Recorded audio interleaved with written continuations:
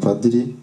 Aha twakwibaza ikibazo kigira giti niki twakora kugira ngo twirongere indulgensia no kugira ngo tuzirongere abantu bapfuye bari muri purgatori. Irakoze kugira ngo umukristo abashe kwirongera indulgensia cyangwa se abashe kuzirongera abantu bapfuye, agomba kuzuza ibyasabwa na kiliziya kuko ari yonyine ifite inshingano yo gukiza, ikabikora mu bubasha ikesha Yesu Kristo. Murakoze cyane padiri. Nkuko wabitubwiye, hari ibikorwa umukristo asabwa gukora kugira ngo aronke indulgensia ishyitse. Ese ibyo bikorwa ni ibihe? Ibikorwa umuntu akora kugira ngo aronke indulgensia ishyitse, ndagerageza kubinyuramo kugira ngo tubyumve neza. Ibyo ni bikurikira ku gitabo cy'amategeko ya kiliziya kibiturondorera. Icya mbere, kugira ngo uronke indulgensia ishyitse ugomba kuba byibura warabatijwe. Umuntu agomba kuba yarabatijwe yunze ubumwe na kiliziya, yicujije ibyaha bye byose ku buryo nta kimubuza kwakira inema z'Imana. Ugomba kuba uri muri etat de grâce, kuba warabatijwe, kuba wunze ubumwe na kiliziya, kuba wicujije ibyaha byawe byose nta kikuza kwakira inema z'Imana.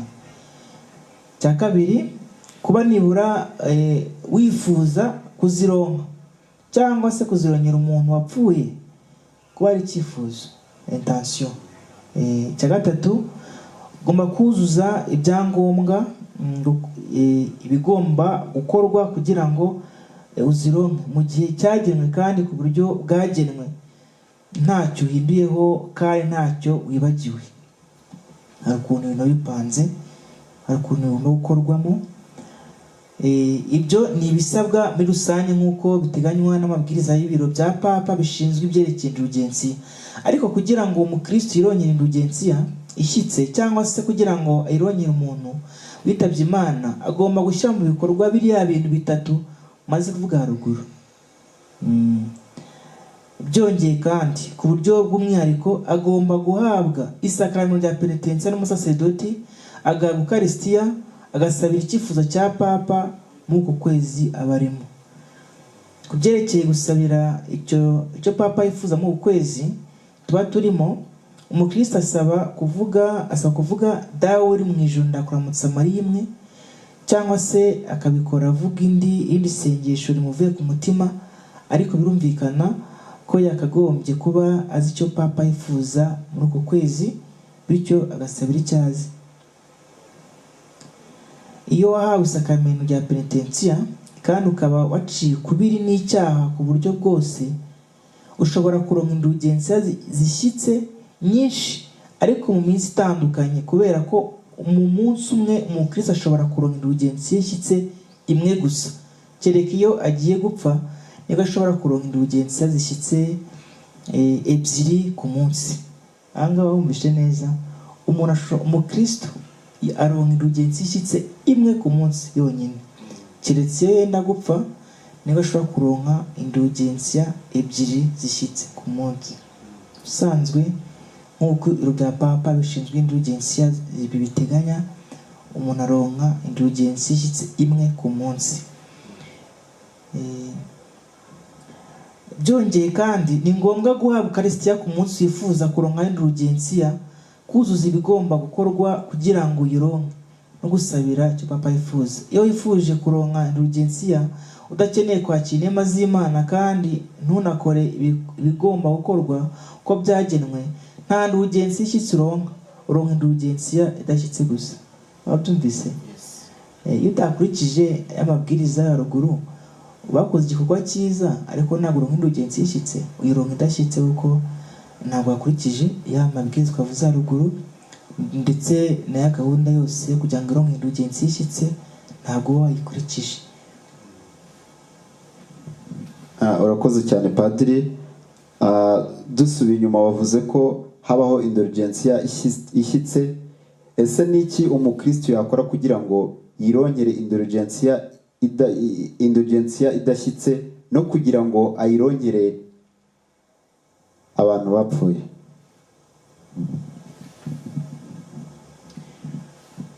Mbere yuko wenda kuronka indulgensiya idashyitse, reka tuvuge ukuntu umuntu yaronka indulgensiya ishyitse. Duhere ku bishyitse tugere ku bidashyitse. Kugira ngo umuntu yirongere cyangwa arongere undi indulgensiya ishyitse, hari ibikorwa biteganyijwe gukorwa. Ibikorwa ni byinshi, ariko ngiye kuvuga bimwe mu bikorwa wakora ukaronka indulgensiya ishyitse buri munsi. Ubikoze cyangwa se ukayirongera umuntu witabye Imana bitewe n'icyo wifuza. Icya mbere, gushengerera Yezu mu isakaramentu ry'Ukaristiya nibura iminota 30 ikurikirana, ukanavuga ukanazirikana ibisabisho by'isakaramentu ritagatifu ry'Ukaristiya. Icya kabiri, gukora inzira y'umusaraba. Si ngombwa ngo uyikore uri mu gisibo, oya, igihe cyose ukoze inzira y'umusaraba wabiteguye n'umwanya wose, ugasenga, ukicuza, ugana penitensiya, uronka indulgensiya ishyitse igihe usoje kuvuga iryo sengesho ry'inzira y'umusaraba. Icya gatatu, gusoma no kuzirikana ijambo ry'Imana muri Bibiliya nibura iminota 30 ikurikirana, lectio divina. Kuzirikana ijambo ry'Imana by'iminota 30, byibura iminota 30 ikurikirana. Ikindi gikorwa ni ukuvuga rozari ntagatifu, cyangwa se nibura ishapure uzirikana amagambo uvuga n'amibukiro yose ayigize, kandi iryo sengesho ukarikora mu kiliziya, rozari uvugiye mu kiliziya, cyangwa se ishapure yose uvuze uzirikana ukayikora mu kiliziya, ufashe umwanya wose wazimije ibirangaza byose, uharongera indulgensiya ishyitse. Ushobora kuvugira iyo shapure muri kiliziya, muri chapelle cyangwa muri oratoire. Ushobora kwivugira mu rugo rw'Imana, mu muryango iwacu mu rugo turi kumwe, cyangwa se igihe uri kumwe n'abandi bakristo mwahujwe n'intego imwe gusenga, nabwo muronka indulgensiya ishyitse.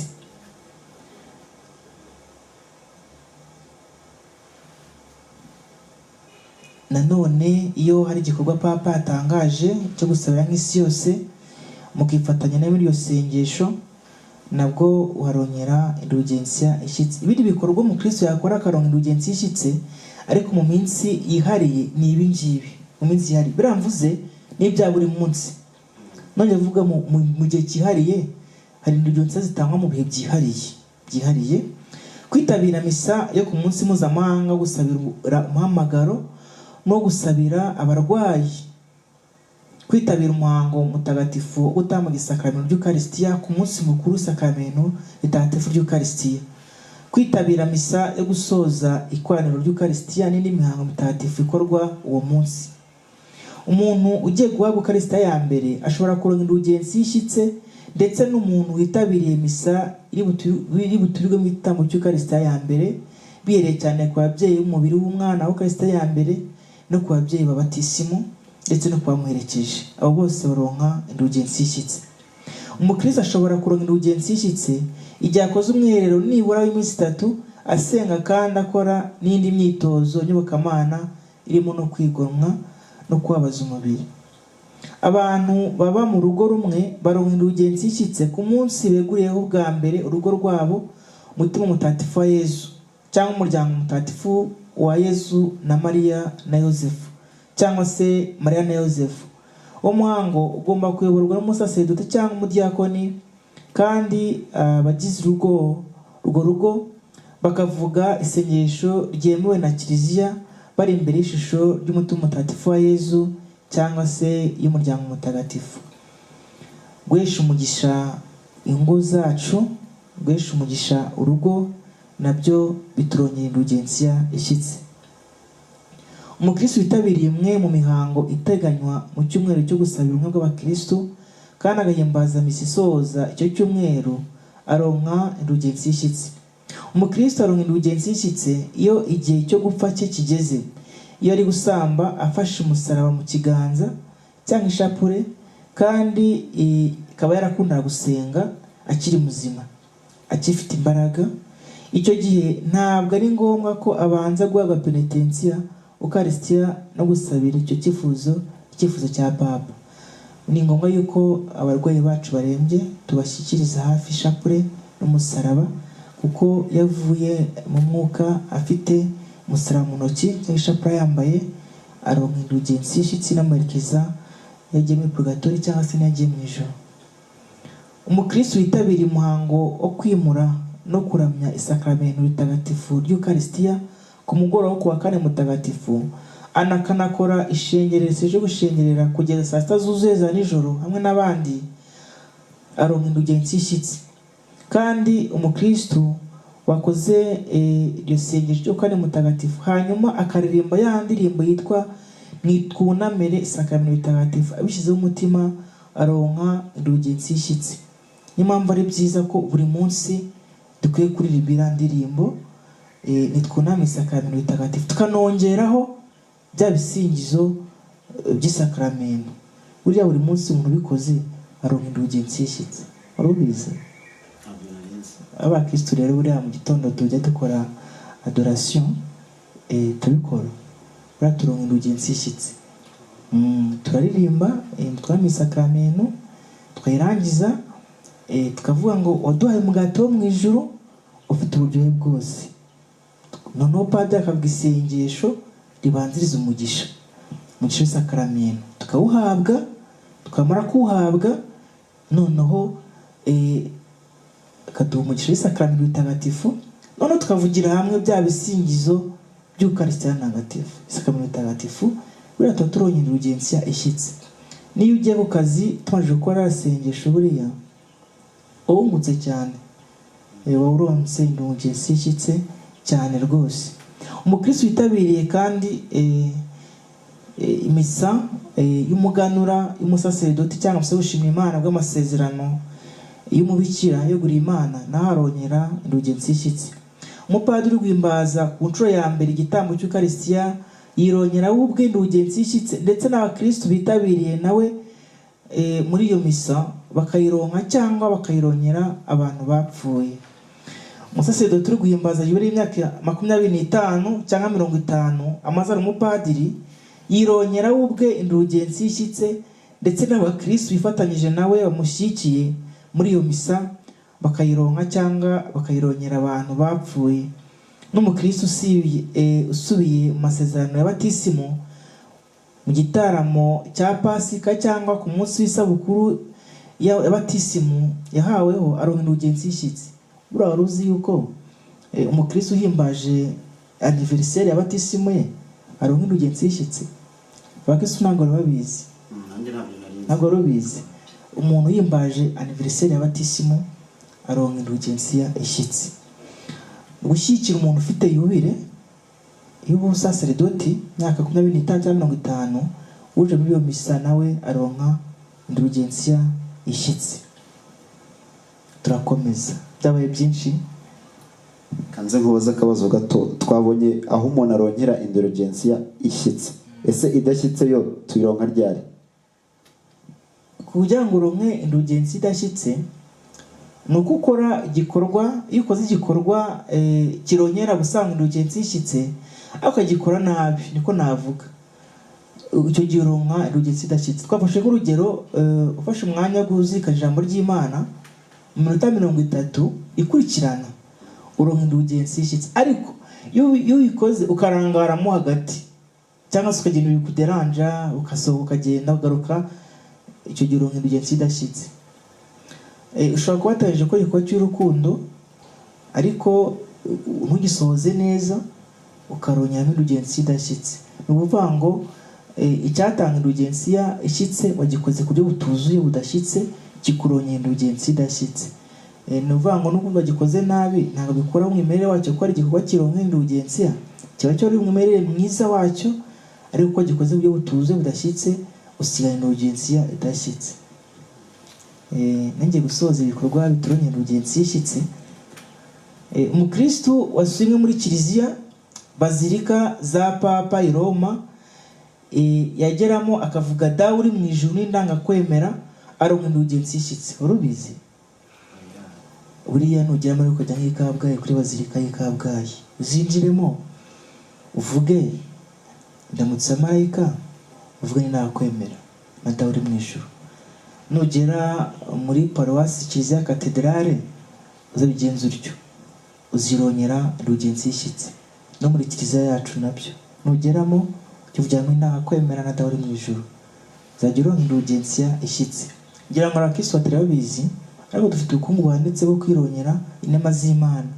Umukristo wasuye kiliziya ya paruwasi katedrali yayigeramo akavuga dawe uri mu ijuru n'indakwemera, aronka indulgensiya ishyitse. Iyo agiyeyo ku munsi mukuru w'intumwa Petero na Paulo akahumvira misa muri kiliziya nkuru, cyangwa ku munsi mukuru w'umutagatifu w'iyo katedrale yaragijwe, cyangwa ku itariki 2 z'ukwa munani, cyangwa ku wundi munsi we ubwe yihitiyemo, aronka indulgensiya ishyitse. Umukristo wasuye ingoro, tuvuge Ikibeho mu Ruhango, Ikabuga ku ngoro Bikira Mariya Umwamikazi w'i Fatima, mu Ruhengeri n'ahandi,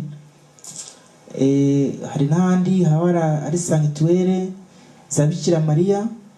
Muzi ko natwe hano Kicukiro turimo gushaka kubakira umubyeyi Bikira Mariya sanctuaire, buriya tuzahita indulgensiya ishyitse. N'ibikorwa bizakorwaho byose byo kubakira sanctuaire, ngira ngo umuntu uzatanga inkunga ye azaharonka indulgensiya ishyitse. None no kuza kuhasengera kuri ubwo buryo, kwavugira ishapure, kwakora umwiherero, azajya aharonka indulgensiya ishyitse. Kuba rero tudafite sanctuaire iwacu ku Kicukiro, nubwo turi kubura hano turonke indulgensiya, hari byinshi turi kubura.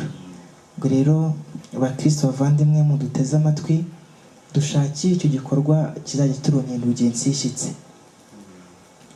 Umukristo uvuye guhabwa Ukaristiya ku munsi wo kuwa gatanu mutagatifu y'Isibo, hanyuma agapfukama imbere y'ishusho ya Yezu Kristo ubambye, cyangwa imbere y'umusaraba umugaragaza abambye ku musaraba, akavuga yitonze isengesho ryitwa Yezu ugira ubupfura n'imico myiza, aronka indulgensiya ishyitse. Umukristo uvuye guhazwa akavuga neza yitonze rya sengesho ngo roho wa Yezu ntunganye, muri wa Yezu nyirokorere, amaraso Yezu nsabemo, mazi yavuye mu rwego ngize ibyaha, ubare bwa Yezu nkomeze, Yezu nyibambu nyiteho, umushime ibikomere byawe, ntuzareke ntandukana nayo baho, urandira umwanzi gica, umunsi napfuza mpamagare, nureke kuzi wawe, gusingiza iteka n'abatagatifu bawe bose, amen. Iryo sengesho maze kurivuga uvuye guhazwa, uronka indulgensiya ishyitse. Kiri gikorwa nyamukuru kiturongera indulgensiya ishyitse ni uguca mu muryango w'impuhwe. Muzi ko muri Archdiocese ya Kigali hafunguwe umuryango w'impuhwe paruwasi y'umuryango mutagatifu. Abakristo bakaba bahamagariye kujya kunyura mu muryango w'impuhwe kugira ngo baronke indulgensiya ishyitse. Ni muri bino bihe turimo bya yubile murirane, yubile y'imyaka 2025, ijambo rigize umuntu. Ni yubile gucungura kwa muntu, ndetse na yubile y'imyaka 125, inkuru nziza igeze mu Rwanda. Hafunguwe rero umuryango w'impuhwe muri paruwasi y'umuryango mutagatifu. Amatsinda y'abakristo bahamagariwe kujya kunyura muri uwo muryango kugira ngo baronke indulgensiya zishyitse. Muri make, ibyo ni bimwe mu bikorwa kiliziya yateganyije ku bakristo, uburyo bashobora gukora ibyo bikorwa mu gihe cyagenwe no ku buryo bwagenwe, maze bakironyera indulgensiya ishyitse cyangwa bakazironyera abantu bitabye Imana. Ariko gukora ibyo bikorwa bigomba kujyana no guhabwa isakaramentu rya penitensiya, ntibisigana. Guhabwa Ukaristiya ku munsi yifuza kurankaho indulgensiya no gusabira icyo Papa yifuza n'uko kwezi. Kuri iyi ngingo icyo nasorezaho ni uko umukristo wifuza kuronka indulgensiya agomba no kwitandukanya n'icyaha ku buryo ubwo ari bwo bwose. Murakoze. Murakoze cyane inshuti mukomeje kudutega amatwi. Ngira ngo mwasobanukiwe indulgensiya ishyitse n'idashyitse aho bitandukaniye. Ndabona ikiganiro cyaryoshye, nari ngize ngo dusoze, ariko sinzi niba hari icyo wakongera. Icyo nshaka kongeraho mbere ko dusoza ni uko ugize kumbaza uti niba ibikorwa umuntu yakora kugira ngo yironyere indulgensiya idashyitse. Nabivuzeho nyaruka, ndagira ngo mbivuge, hari ibikorwa nabyo birongera umuntu ugenzi idashyitse bidatewe n'uko abikoze nabi, bidatewe n'uko yakoze igikorwa cy'indugenzi ishyitse akagikora nabi, ahubwo hari ibikorwa bihari nabyo birongera umuntu ingenzi idashyitse. Ndagira ngo mbibabwire. Icya mbere, gutunganya uko bikwiye inshingano zawe za buri munsi, ukanihanganira ingorane n'ibibazo n'ibigeragezo n'ibizazane by'ubuzima bitajya bikunda kubura, ukiyumanganya ukabikora usenga wiyoroheje kandi wiringiye Imana, kabone niyo waba ubikora usenga bucece witurije, bikurongera ubugenzi nubwo idashyitse ariko ni ngombwa. Icya kabiri, gufata ku byo utunze ugafasha mugenzi wawe cyangwa se ukamukorera igikorwa cy'urukundo ku bundi buryo bigiranye ukwemera n'umutima w'impuhwe, no gusabira witabye Imana ukamusabira misa, nabyo turongera ubugenzi. Kwigomwa kimwe mu bintu ukunda kandi kikuryohera, muziki, gutembera, kujya mu kabyiniro, kureba televiziyo, kumva radiyo, ibintu bikuryohera nyine wumva ukunze, ni ukwigomwa. Ibyo bintu wemerewe kandi utabujijwe, aho ukabyigomwa kandi ufite uburenganzira iyo ubikoze ugamije kwihana no guhinduka urumuri rugenzi. Kugaragaza ku mugaragaro ukwemera Gatolika ukomeyeho imbere y'abantu kandi ukabikora mu bihe byihariye by'ubuzima bwacu bwa buri munsi. Urugero ni nko kutagira isoni n'ipfunwe byo kubanza gusenga igihe hari icyo ugiye gufata mu kabari cyangwa se ikintu wiguriye muri butike cyangwa se muri resitora, ukabanza gusenga ukabikora mu ruhame nta muntu witayeho, baraguseka barakunegura, mbega kwamaza ukwemera kwawe mu ruhame, ukora ikimenyetso cy'umusaraba ugasenga usengera ifunguro ugiye gufata wiguriye, ntugire isoni muri mu bandi mudahuje ukwemera. Ibyo rero bikurongera indulgensiya. Kugaragaza ku mugaragaro ukwemera kwawe biturongera indulgensiya. Kwigisha abandi inyigisho za gikristo cyangwa se kuzikwirakwiza no gusobanurira abatarasobanukirwa, nabyo turongera indulgensiya. Ibikorwa byose by'ubwitange bya benevora, by'ubwitange butagamije igihembo, turongera nabyo indulgensiya. Kwinjira mu kiliziya ujye gusura Yesu Kristo mu isakaramentu tagatifu ry'Ukaristiya, ukamuramya kandi ukamushengerera akanya gato, biturongera indulgensiya. Kwinjira mu kiliziya ugakora ikimenyetso cy'umusaraba ugatera ivi, nabyo biturongera indulgensiya. Kwinjira mu kiliziya ugasenga Yesu uri mu isakaramentu tagatifu ry'Ukaristiya, ukamubwira rimwe mu masengesho yemewe na kiliziya. Amwe muri ayo masengesho nayo kumuririmbira indirimbo yitwa turakuramya Yesu uri umuremyi. Iriya ndirimbo nayo kwirimbira Yesu byaba ari bucece cyangwa se uranguruye, biturongera indulgensiya. Kuririmba Yesu ugira ubupfura n'imico myiza, gasishwa rivuga, nabyo biturongera indulgensiya. Ukanaririmba twunamira isakaramentu igihe ari isakaramentu riri mu kiliziya, nabyo biturongera indulgensiya. Ndetse n'andi masengesho anyuranye ajyanisha ku isakaramentu ritagatifu. Kuva guhaza Ukaristiya hanyuma ukavuga wishyizeho umutima rya sengesho rya roho Yezu ntunganye nabivuze haruguru, biturongera indulgensiya. Iyi ni isengesho risa n'ibyo ngiryo, ni ukuvuga Yezu ugira ubupfura n'imico myiza, biturongera indulgensiya. Iki kiturongera indulgensiya ni ukuvuga ibisingizo by'abatagatifu. Wari ubizi? Litanie des Saints, kuvuga ibisingizo by'abatagatifu ndetse ibisingizo by'umubyeyi Bikira Mariya n'ibisingizo bya Yosefu Mutagatifu n'amasengesho aberekeza, nabyo biturongera indulgensiya idashyitse. Kwitabira umwiherero ngaruka kwezi w'iminsi 2 cyangwa umunsi umwe, kuvuga bishyizeho umutima isengesho yo gusabira ubumwe bw'abakristo dusanga mu gitabo cy'umukristo ku ipaji ya 129, cyangwa ukavuga indi sengesho ryo gusabira ubumwe bw'abakristo ryemewe na kiliziya, nabyo biturongera indulgensiya. Kwiyambaza marayika wawe murinzi, wimbaza amazina mutagatifu wawe, kuvuga indamutso ya marayika mu gitondo ubyutse, saa sita ndetse na saa 12 za mitoshya za nimugoroba, kuvuga magnificat cyangwa ukaririmba bishyizeho umutima, kuvuga katena, kwiyambaza abatagatifu, kwiyambaza abazina y'umutagatifu nevuze, ndetse no guhimbaza umunsi mukuru w'abazina mutagatifu, kwiyambaza Yosefu mutagatifu, uri kuvuga ubishyizeho umutima kandi bikoranye ubuyoboke isengesho dusanga mu gitabo cy'umukristo page 120 rivuga ngo Yosefu mutagatifu turakwisunga mu makuba yacu yose. Gakomeze kwifatanya ku mugaragaro n'abandi bakristo muri noveni itegura umunsi mukuru wa Noheli, wa Pentekosti n'uwutase mu cyaha bwa Bikira Mariya yabituranye indulgensia, kuvuga ibisingizo bya Bikira Mariya, by'umutima mutagatifu wa Yezu, ibya Yosefu mutagatifu, by'abatagatifu bose ukabikora ubishyizeho umutima kandi bigiranye ubuyoboke. Kuvuga isengesho ryo gusabira papa ryemewe na Kiliziya nabyo bituranye indulgensia. Kuvuga isengesho ryo gusabira umuryango bituranye indulgensia. Guhesha abana bacu umugisha nabo tuba tubasabira indulgensia, ndetse na kwa kundi abana bazakonera imbere y'umusaseridoti misirangi bagasaba umugisha, nabyo birongera bari abana indulgensia ko umugisha mutagatifu. Kuvuga cyangwa kuririmba inama kwemera yose ukabikora ubishyizeho umutima kandi bijyanye ubuyoboke, ushobora kubivuga mu magambo cyangwa se uyiririmba, nabyo biturongera indulgensia ishyitse. Iyo usubiye mu masezerano y'abatisimu igihe icyo ari cyo cyose ubishakiye, atari mu gitaramo cya Pasika cyangwa ku munsi wabatijweho, ukabikora ushyizeho umutima kandi bigiranye ubuyoboke, uronka indulgensia.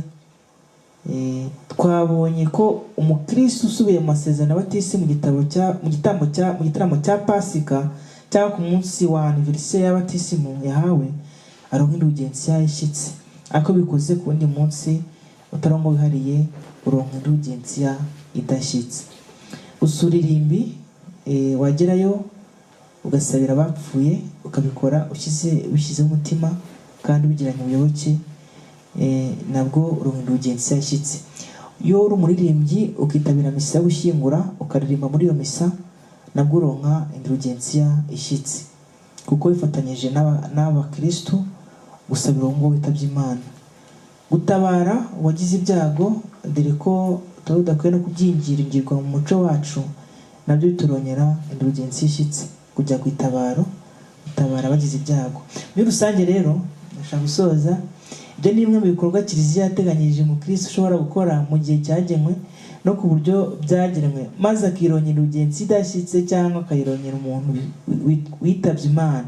Ni ngombwa gutunganya ibyo bikorwa maze kuvuga nk'uko Kiliziya yabiteganyije, kandi umukristo akabikora afite umutima wicujije, witandukanyije n'icyaha mu buryo ubwo aribwo bwose. Byongeye kandi ni ngombwa kuvuga ari amasengesho navuze haruguru no gukora biriya bikorwa navuze byose tubishyizeho umutima kandi tubigiranye ubuyoboke, kugira ngo turonke indulgensia nk'uko Imana iba zitugeneye. Gusoza rero w'ikindi indulgensia ishyitse n'idashyitse, buriya kujya navuze no kujya mu irimbi cyangwa gusabira umuntu witabye Imana aho mwamushyinguye, mukatera amazi y'umugisha, mukamusabira misa, mukashyira indabyo, mukanacana buji, murongeraho umuntu wapfuye indulgensia ishyitse, kuko ni uburyo kumusabira. Hari ikindi kibazo se uri bumbaze? Ndakeka byumvikanye uko twahabwa indulgensia ishyitse. Ndagira ngo tugana ku musozo w'iki kiganiro, uduhe incamake z'iki kiganiro tumaze kugirana. Rakoze, ni ngombwa ko ku mwanzuro w'iki kiganiro mbaha incamake. Twaganiriye ku indulgensia icyo ari cyo, twabonye ko indulgensia ni imbabazi duhabwa ku bihano bito by'igihe gito byasigaye ku byaha byakirijwe muri penitensiya. Izo mbabazi tukazironka rero dukora ibikorwa byo kwihana, byo kwanga icyaha. Kugira ngo rero indulgensia mu gikorwa runaka wakoze, ugomba kwaka penitensiya mbere, ukanabwa n'Eucharistia. Eucharistia ukarihabwa, ugakora na penitensiya, birumvikana. None ugakora ibikorwa navuze haruguru biturongera indulgensia. Ari ibikorwa biturongera indulgensia ishyitse nayavuze, n'ibikorwa dukora bikaturongera indulgensia idashyitse. byose rero bijyana no kwihana ku isakaramentu rya penetensiya no guhabwa ukarisitiya ntagatifu. Mu gusoza rero ndashishikariza abakristo ko bakwitegura neza mu matsinda, yaba ari amatsinda magari cyangwa amatoya, kujya kunyura mu muryango w'impuhwe twafunguriwe muri paruwasi y'umuryango mutagatifu. Ni paruwasi yo muri Archdiocese yacu ya Kigali, noneho bakajya kunyuramo umuryango w'impuhwe kugira ngo birongere indulgensi ishyitse, banazirongere ababo basabira bitabye Imana. Murakoze. Murakoze cyane Padiri, turagenda tugana ku musozo. Ndagira ngo ngushimire ku kiganiro cyiza tugiranye, ngira ngo utugezeho zimwe mu nyandiko zikubiyemo inyigisho za Kiliziya Gatolika zerekeye indulgensiya. Murakoze. Irakoze. Ni ngombwa yuko umuntu arangira abakristo ibitabo bashobora kuramo ubumenyi ku bijyanye n'inyigisho za Kiliziya, cyane cyane ku buryo twaganiye uyu munsi ku bijyanye na indulgensiya. Dokima ya mbere ni Gatigisima Kiliziya Gatolika, niyo mbarangiye kuzasomamo kugira ngo muhugukirwe neza n'ibyo twaganiye uyu munsi. Dokima ya kabiri ni inyandiko ya Papa y'ubutungane Mutagatifu Papa Paul wa gatandatu, inyandiko yitwa Indulgentiarum Doctrina, ushobora no kuyiteshereza kuri interineti iraboneka. Inyandiko ya Penitentiaire Apostolique ijyanye na indulgensiya, ni inyandiko yanditswe nayo ushobora kuyibona kuri interineti ukayisoma. Ikindi ni igitabo cya Musenyeri Kizito Mihigo cyitwa Ibanga ryo gusenga. Ikindi ni igitabo cya Padiri Gilbert Biziyaremye, umupadiri wa Archdiocese ya Kigali, igitabo yanditse cyitwa Ibyiza by'amasakaramentu matagatifu. Aho ngaho niho navomye rero ibyo nabagejejeho uyu munsi, ariko hari n'aba baratanze ibiganiro mbere yanjye nkaba narabarebeyeho n'abumvise ibyo bavuze. Ndashimira cyane Padiri Graciane Kwihangana kuko byinshi mu byo navuze hari ibyo yavuzeho nawe mu kiganiro yatanze. Nkanashimira na Padiri Ndizeye Yohani, nawe hari ibyo yavuze ku bijyanye n'indulgensiya, nawe ateze amatwi ndabumva. Nabo mbashimira ko nabavumyeho ubumenyi nkahugukirwa, nanjye nkaba nifuje guhugura abakurikira iyi channel yacu ya YouTube. Murakoze. Urakoze cyane Padiri ku bw'inyigisho tugejejeho, ngira ngo abantu basobanukiwe neza indulgensiya icyo ari cyo, ndetse banasobanukiwe uko bashobora kwitwara kugira ngo bahabwe indulgensiya ishyitse. Mwakoze kudutega amatwi, dusubire ubutaha.